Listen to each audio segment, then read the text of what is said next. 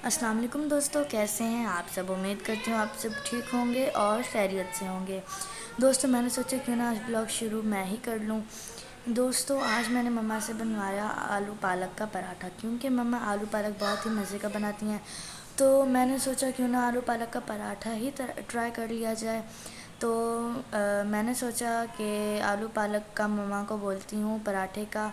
तो मम्मा ने मुझे कहा अच्छा ठीक है। मम्मा ने मुझे बना के दिया आलू पालक का पराठा। दोस्तों आप जैसा कि देख रहे हैं कि ना मम्मा ने सबसे पहले साइड्स को अच्छी तरह से कवर कर लिया। फिर उसके बाद पहले मम्मा ने हैंड से किया, फिर उसके बाद जो है ना मम्मा ने फोर्क से किया साइड्स को अच्छे से कवर।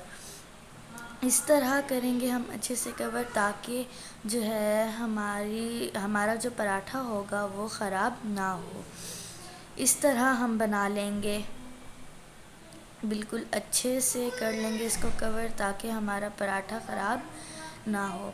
इसके बाद जो है हमने इसको हल्की आंच पर तवे पे रख दिया। फिर इसके बाद जो है ना हमने इसको अच्छे से प्रेस कर लिया मम्मा ने।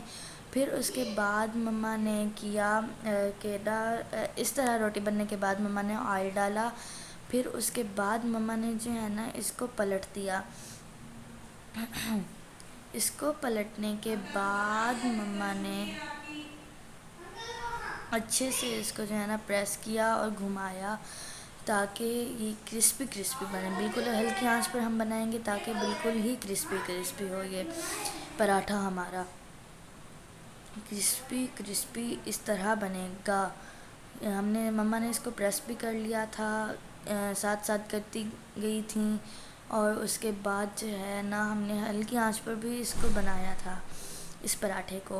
तो जब मम्मा ने मुझे पराठा बना के दिया वो बहुत ही मज़े का बना हुआ था। दोस्तों इस तरह हम इसको जो है ना 4 पीसेस में कट करेंगे। 4 पीसेस में इस तरह कट करने के बाद हम इसको जो है ना सर्व कर लेंगे। ये देखिए मम्मा किस तरह ट्रायंगल शेप में जो है ना 4 पीसेस कर रही हैं। ट्रायंगल शेप में हम काट रहे हैं, आप जैसा चाहें इसको कट कर सकते हैं।